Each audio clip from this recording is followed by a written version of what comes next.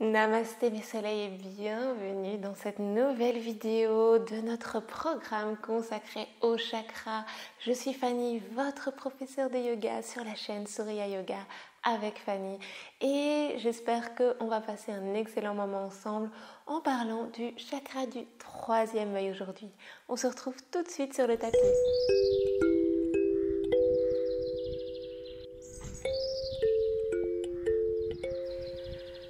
Ajna chakra est le chakra du troisième œil. Il est situé juste ici, entre les sourcils. C'est le chakra plus particulièrement de l'intelligence, aussi de cette clairvoyance que l'on peut avoir quand on comprend les choses sans qu'elles ne soient dites. La clairvoyance également en tant que don un petit peu plus spirituel, une fois qu'elle est bien développée. On va venir travailler ce chakra en particulier quand on aura besoin d'aide à la concentration, quand on est un petit peu dispersé. Et également, ce sera le chakra qu'on viendra travailler quand on veut mettre en place une pratique plus générale au niveau de la méditation. Au niveau de sa couleur, ce sera le bleu indigo et le mantra qui est souvent utilisé pour ce chakra, c'est le mantra Sham, bien que vous pourrez voir également que l'on utilise le mantra Om, mais alors écrit OM. Alors que celui qu'on utilisera pour ça, Asrara Chakra, dans ce cas-là, ce sera Aum, A-U-M. Donc voilà, petite subtilité au niveau des chakras. Les écoles ne sont pas toujours d'accord. Moi ici, j'aime bien utiliser le mantra Sham pour faire bien la différence entre celui-là et celui du chakra couronne, de Sahasrara Chakra, dont on parlera vraiment complètement la semaine prochaine. Concernant notre chakra du jour, Ajna Chakra, c'est un chakra qui vient nous apporter la possibilité de mettre en place une pratique méditative. Et donc on va venir chercher à recentrer les énergies sur nous, à venir voir à l'intérieur de nous. C'est un chakra qui nous dit « je vois ». Je réalise mon être intérieur et pour cela, il faut aller l'observer. Je vous propose aujourd'hui d'aller l'observer à travers une mudra, Vishnu Mudra, et une respiration, Nadi Shodhana, qui vont très bien l'une avec l'autre, vous allez voir.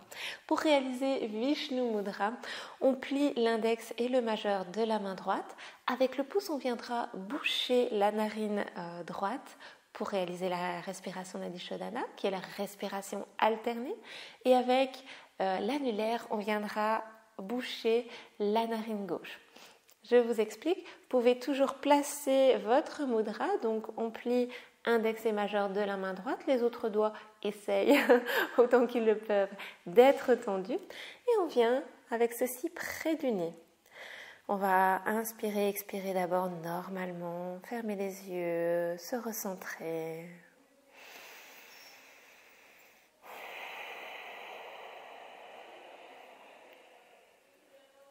Ensuite, on va inspirer et avec l'annulaire, on va boucher la narine gauche. On vient expirer par la droite. Inspire. Relâche l'annulaire. On pousse avec le pouce sur la narine droite. On expire. Inspire. On change de narine. On expire. Inspire à droite. Referme à droite, expire à gauche. Inspire à gauche. Referme à gauche, expire à droite. Et encore plusieurs fois, inspire droite. Referme, expire gauche. Inspire gauche. Referme, expire droite. Inspire droite. Expire gauche. Inspire gauche. Expire droite. Je vous invite à continuer ce trajet.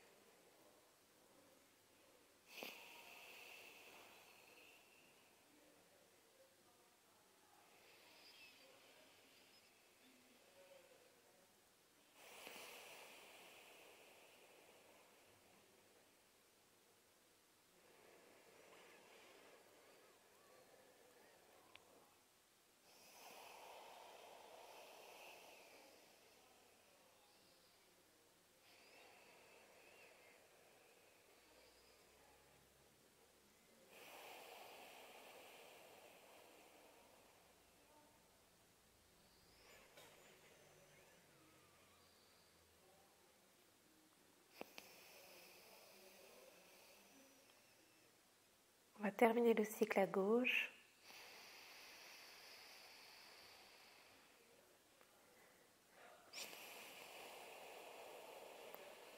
Quand on a fini d'expirer à gauche, on peut relâcher Vishnu Mudra, relâcher Nadi Shodhana et observer les effets de cette respiration alternée sur notre corps. Cette respiration qui vient rejoindre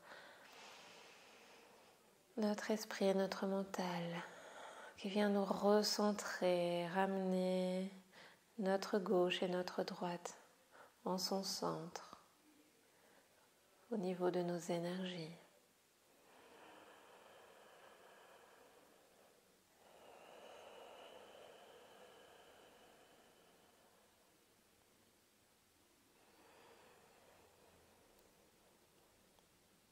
Ensuite, on va ouvrir les yeux, mais pas pour longtemps. On va juste venir se placer dans la posture de l'enfant.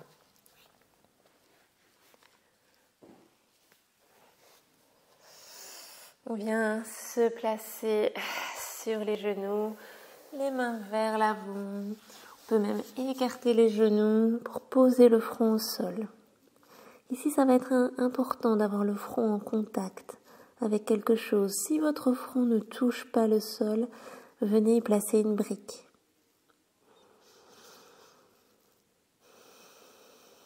Et observez l'activation de ce troisième œil directement sur le sol. Un peu comme si on appuyait sur le bouton ON.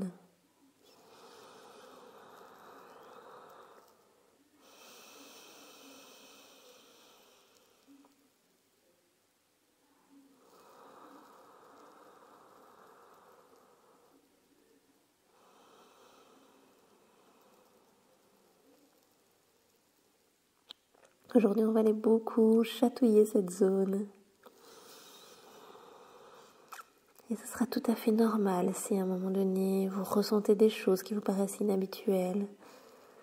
Si vous avez des visualisations auxquelles vous n'êtes pas habitué, c'est ok. Ce sera ok aussi si rien de tout cela ne vient.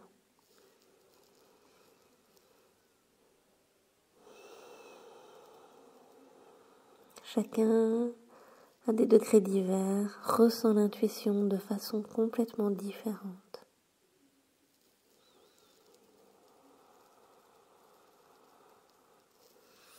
Ensuite, on va relever la tête, ouvrir les yeux si on les avait fermés, se hisser pour venir à quatre pattes, crocheter les orteils et venir dans notre premier chien tête en bas de la séance. On place bien les mains à la largeur des épaules, les pieds à la largeur des hanches. On peut plier alternativement un genou puis l'autre. Tranquillement venir accueillir la posture.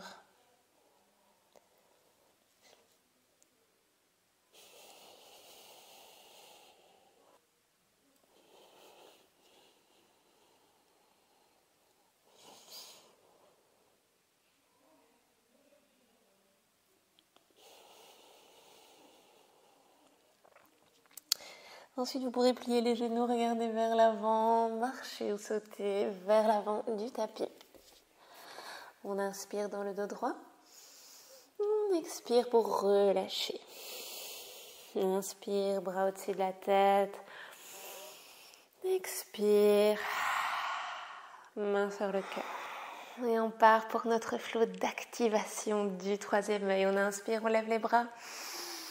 Expire, on plonge en avant. On peut plier les genoux si on estime que c'est nécessaire pour le bas du dos. Inspire, on allonge la colonne, peut-être les mains sur les tibias ou peut-être même beaucoup plus haut pour vraiment sentir l'allongement dans la colonne. À l'expire, vous pourrez relâcher le haut du corps, placer les mains au sol et venir dans une belle planche. Planche sur les genoux ou planche sur les orteils. Ici, c'est vous qui choisissez. Inspire pour repousser le sol avec les mains. Et à l'expire, on vient plier les coudes pour arriver le front au sol. À partir de là, vous pouvez placer le bout des doigts à l'extérieur de votre tapis. On va inspirer, lever le haut du corps, regarder devant soi. Expire, front sur le sol. Une deuxième fois, on inspire. Pas besoin d'aller très haut ici. Attention au dos.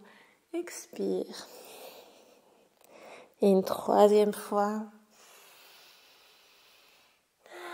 Elle expire. On vient poser une main sous le front, une deuxième main et le front par-dessus. Posture du crocodile, juste un instant.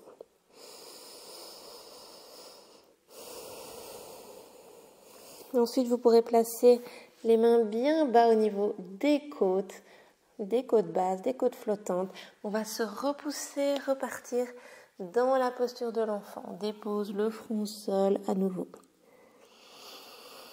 Une inspire, une expire ici. Sur la prochaine inspire, on vient se hisser, on peut arrondir le dos pour venir déposer de nouveau le front sur le sol, mais à l'avant. Expire, on part dans l'autre sens. Et de nouveau, on dépose. Inspire vers l'avant. Ça fait travailler les bras également, c'est pas plus mal. Expire vers l'arrière.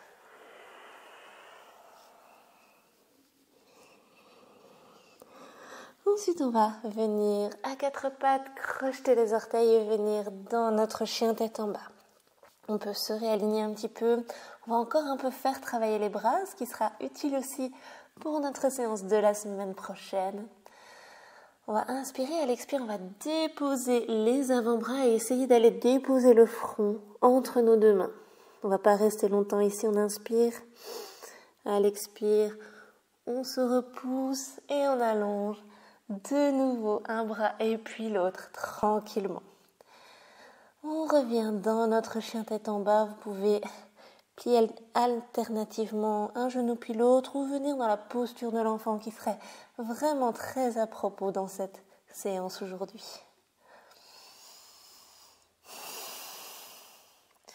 Ensuite, vous pourrez plier les genoux, regarder vers l'avant, marcher ou sauter vers l'avant du tapis. Inspirez dans le dos droit. Expirez pour relâcher.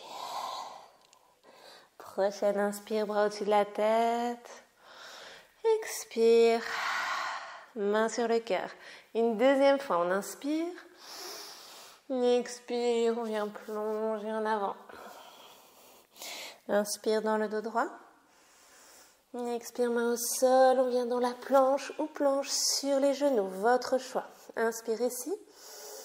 Expire, on avance les épaules, on plie les coudes, on dépose le ventre, le front au sol. Main à l'extérieur du tapis, bout des doigts sur le sol. Inspire, on soulève. Expire, front au sol. Inspire. Expire. À mesure que vous déposez votre front au sol, ressentez peut-être des picotements à ce niveau. L'activation. Inspire, on soulève. Expire, on dépose le ventre, une main, puis l'autre sous le front et on le dépose. On vient relâcher les épaules, les fessiers, les jambes. Ensuite, de nouveau, on soulève la tête. On vient placer les mains très très bas au niveau des côtes. Et vous pouvez vous repousser pour venir dans la posture de l'enfant, front au sol. Inspire, on remonte vers le haut. On regarde devant soi. Expire, on dépose le front au sol. Inspire, on soulève de nouveau le haut du corps. Expire, on vient dans la posture de l'enfant. Inspire, on vient dans le cobra. Petit cobra, expire, on dépose le front au sol. Inspire, on soulève. Expire, posture de l'enfant. Et de nouveau, inspire, on revient vers l'avant. Expire, on dépose. Inspire, on soulève. Expire, on se repousse. On va venir dans la posture de la table. Crocheter de nouveau les orteils et soulever les fessiers. On vient dans le chien tête en bas. Vous pouvez zapper cette partie si c'était trop difficile ou venir dans la posture de l'enfant. Mais si vous avez envie de vous challenger, sur une expire, vous pourrez déposer les avant-bras au sol et venir déposer le front au sol. Inspire, expire, on se repousse à nouveau, on revient dans le chien tête en bas. On en profite pour se replacer, on éloigne les omoplates l'une de l'autre, on roule les épaules vers l'extérieur.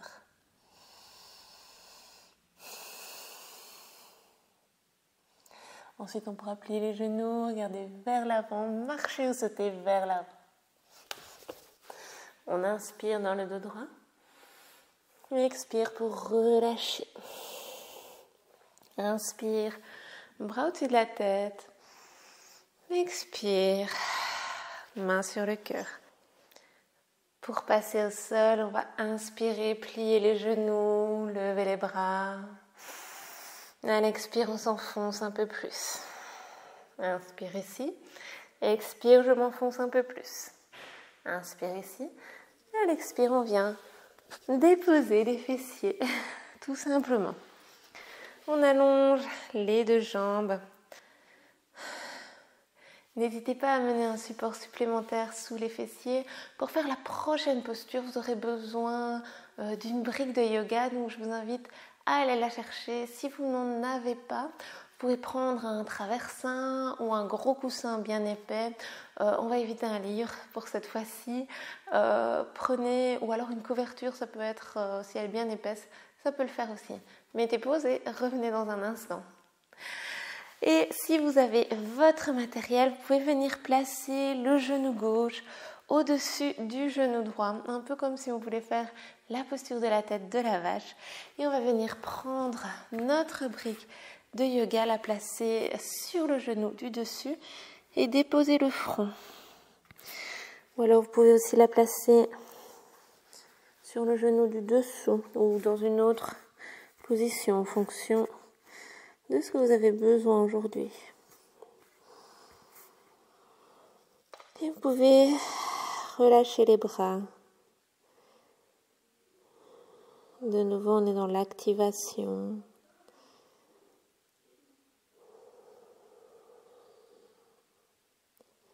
De notre troisième œil. On ressent également les sensations au niveau de l'arrière de la jambe droite. C'est ok. On accueille. On n'essaye pas aujourd'hui d'avoir spécialement le dos droit. C'est plutôt une posture yin que je vous propose ici.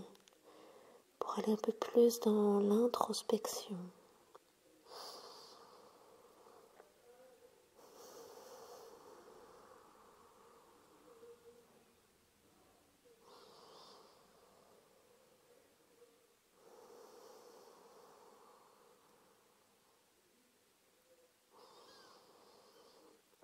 Observez si des images vous viennent.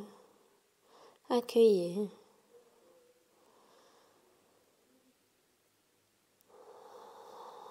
Relâchez tout ce qui peut être relâché.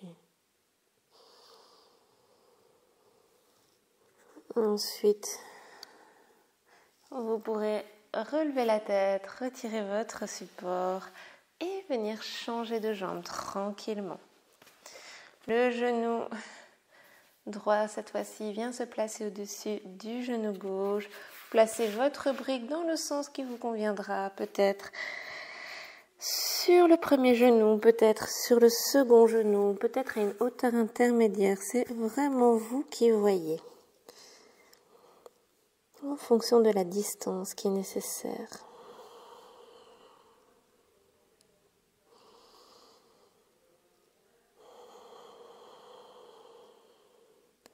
De nouveau, on vient relâcher, peut-être les épaules.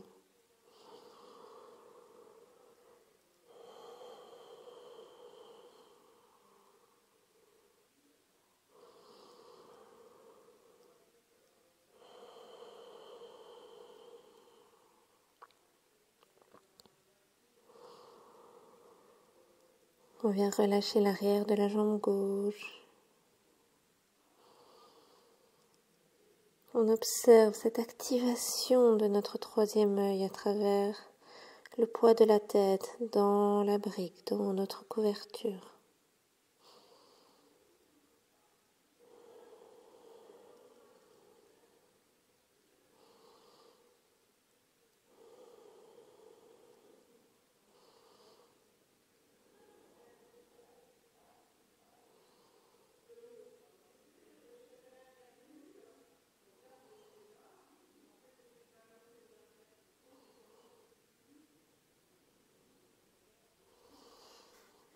Ensuite, de nouveau, vous pourrez redresser la tête, retirer votre support et venir vous asseoir confortablement sur le sol. De nouveau, la brique pourrait être utile pour vous surélever si vous en avez besoin.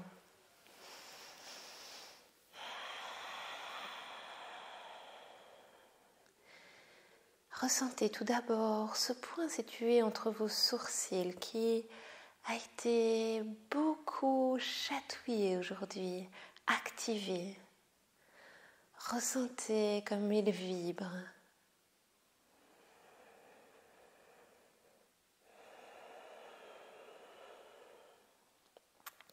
Et je vous invite à prononcer pour vous-même le mantra Sham à plusieurs reprises, sur plusieurs expirations. Sham.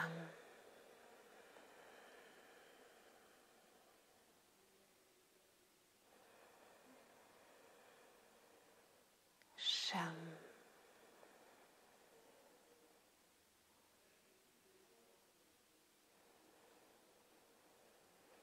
Sham.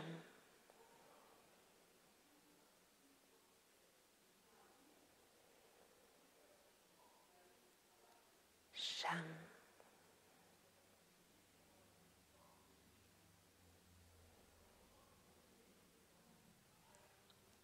Sham.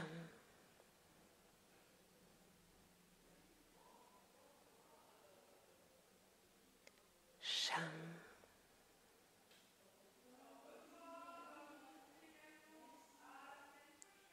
Sham.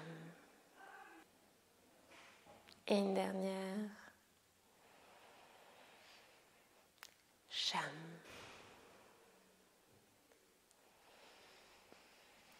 Venez visualiser la couleur bleu indigo au niveau de votre troisième œil.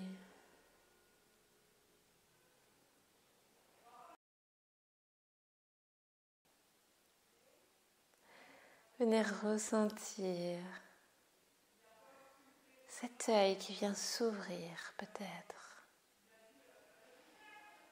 Le siège de votre intuition.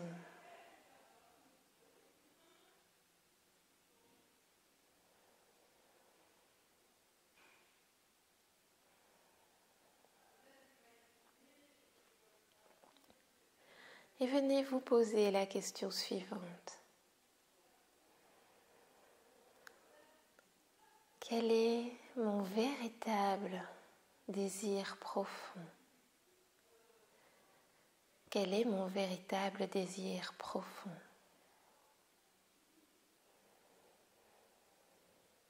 Répondez-y pour vous-même.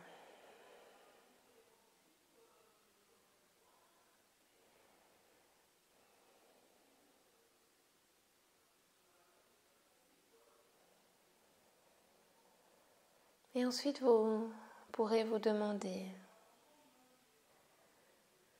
comment puis-je visualiser ici et maintenant ce désir profond? Comment puis-je visualiser ici et maintenant ce désir profond?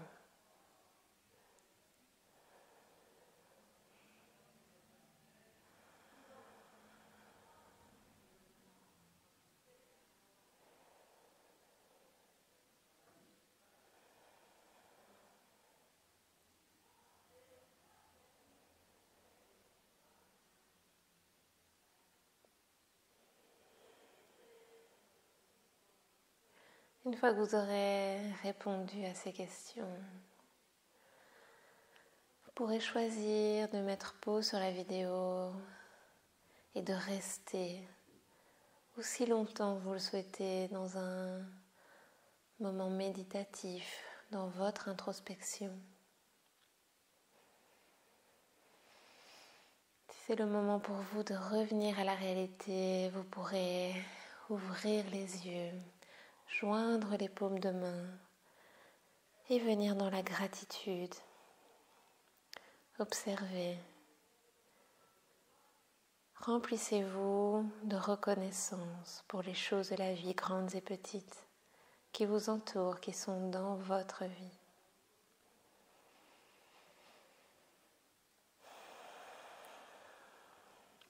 Après quoi, vous pourrez tout doucement remettre un peu de mouvement dans votre corps, revenir tout doucement à votre réalité matérielle.